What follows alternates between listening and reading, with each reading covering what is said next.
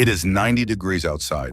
6 feet below ground, these potatoes, carrots, and apples have been sitting here since last fall, with no refrigeration, no electricity, just earth.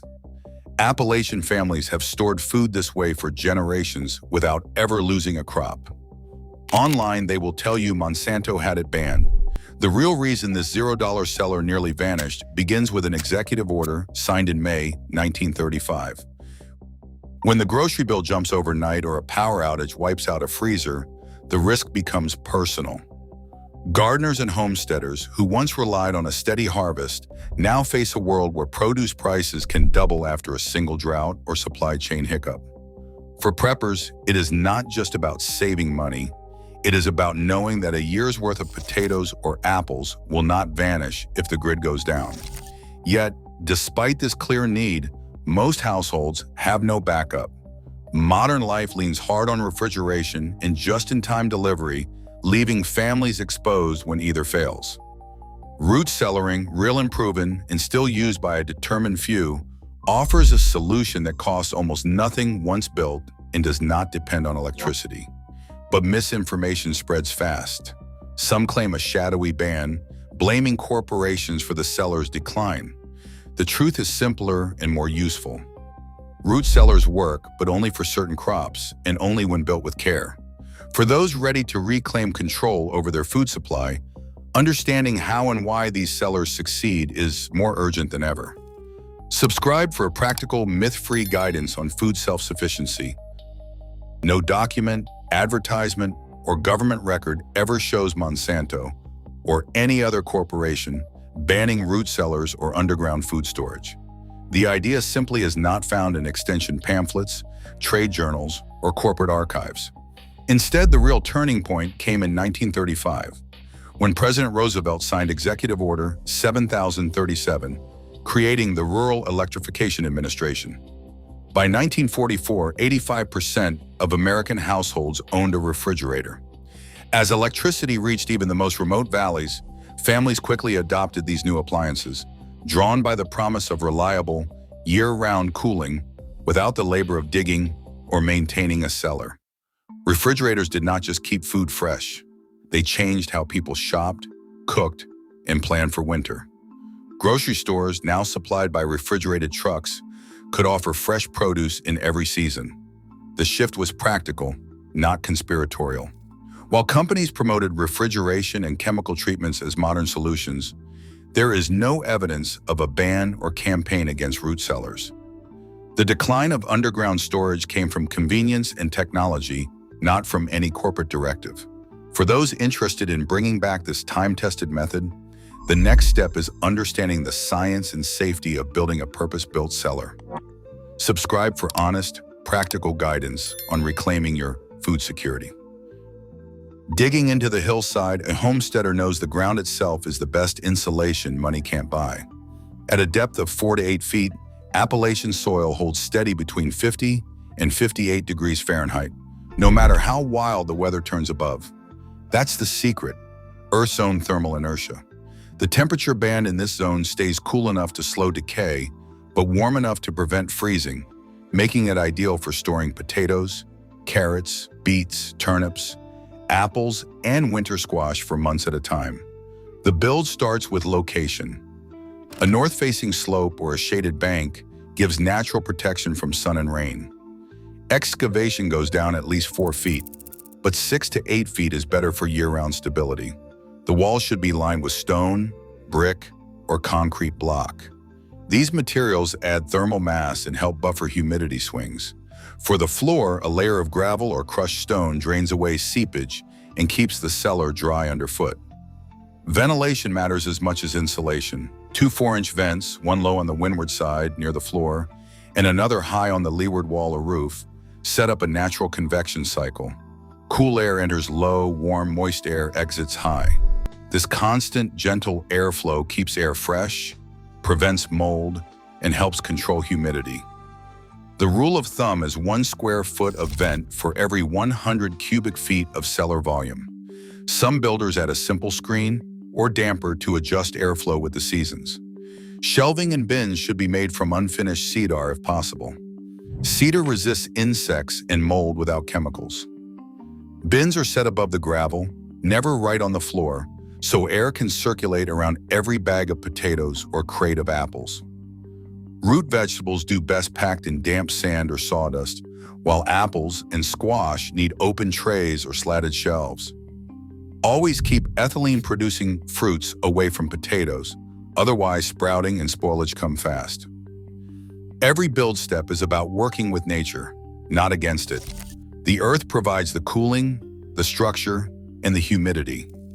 The builder's job is to shape a safe, stable space that lets crops rest undisturbed until they're needed. Next comes the question of safety, why wild caves don't measure up, and what makes a purpose-built cellar the right choice for most people. Subscribe for more honest, step-by-step guidance on reclaiming food security. Underground storage, no matter how carefully constructed, demands respect for the hazards that lie beneath the surface. Wild caves, with their promise of steady coolness, conceal risks that can turn deadly in minutes. Oxygen can drop without warning, or carbon dioxide can build up in still air, creating pockets where breathing becomes dangerous. State rescue teams and cave safety experts warn that these invisible threats, along with sudden flooding, loose rock, and hidden fissures, are nearly impossible to predict or fix once inside. For most, a purpose-built cellar with reliable ventilation and tested air quality offers a safer alternative. Inspectors rely on handheld air meters to check oxygen levels before entering, a practice now accessible to anyone serious about safety. Once safety is established, storage rules shape the harvest's fate. Not every crop thrives underground.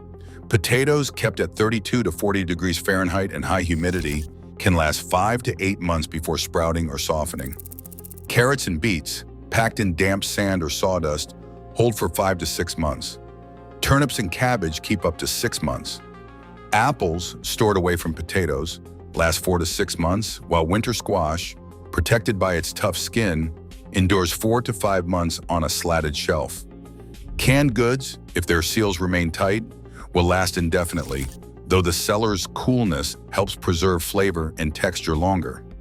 Certain crops simply don't belong in a root cellar. Leafy greens, berries, and soft fruits wilt or rot within days, regardless of conditions. Ethylene-producing fruits, apples and pears, must be kept apart from sprout-prone vegetables like potatoes. Ethylene gas accelerates ripening and can cut storage life in half if crops are mixed. Simple separation, using different shelves or bins, preserves each crop's natural lifespan. Humidity and ventilation are the foundation of successful storage. Too dry and produce shrivels, too damp and mold takes hold. A 4-inch vent pipe capped and screened lets airflow adjust with the seasons. Damp sand or sawdust buffers humidity swings, while a digital thermometer and hygrometer monitor daily conditions. If the air turns musty or heavy, opening the vent and checking for water can prevent disaster. Regular inspection is the safeguard against a spoiled harvest. With careful planning and respect for these rules, a well-built cellar becomes a reliable, low-cost reserve, months of fresh food protected from the whims of weather and the grid. A purpose-built root cellar measuring 8 by 8 feet with a 7-foot ceiling provides 448 cubic feet of storage, enough to hold over 5,000 pounds of potatoes, carrots, apples, and canned goods. For a family of 4, that's more than enough to cover the entire winter, with space left for preserved fruit and bartered extras. At today's grocery prices, a fully stocked cellar can easily represent $1,200 to $1,800 in saved produce costs each season. Instead of watching prices climb every week or worrying about empty shelves, a homesteader with a well-packed cellar draws directly from last year's harvest, month after month. The real payoff isn't just in dollars, it's in the peace of mind that comes from seeing shelves lined with food, ready for whatever the season brings. Subscribe for more practical ways to reclaim your food. Independence. Before breaking ground or hauling in the harvest, a quick check with local building officials can save trouble down the line. Most counties require a simple permit for underground structures, especially when digging deeper than 4 feet or building into a slope. These rules aren't meant to discourage, but to ensure safety, proper ventilation, drainage, and structural support are part of the code. Inspectors often use handheld meters to check air quality, and many are happy to answer questions about best practices. Interest in root cellaring is growing again, with workshops popping up at county fairs and homesteading conferences across the region. Online communities, ranging from local Facebook groups to national forums, offer plans, troubleshooting advice, and even group builds for those just starting out. 4-H clubs and agricultural extensions now include storage cellar basics in food preservation classes, passing on the skills that once kept entire communities fed through hard winters. With a permit in hand and a network of fellow builders to lean on, anyone can join the revival of this time-tested tradition. Subscribe for honest, step-by-step guidance on reclaiming your food security. Root cellaring works, when built right, in stable, cool, humid ground, and there is no truth to rumors of any ban by Monsanto. Proper cellars keep potatoes, carrots, beets, cabbage, squash, and apples for months longer. But wild caves pose real risks. Practical self-sufficiency starts with honest knowledge. Subscribe for more grounded guidance.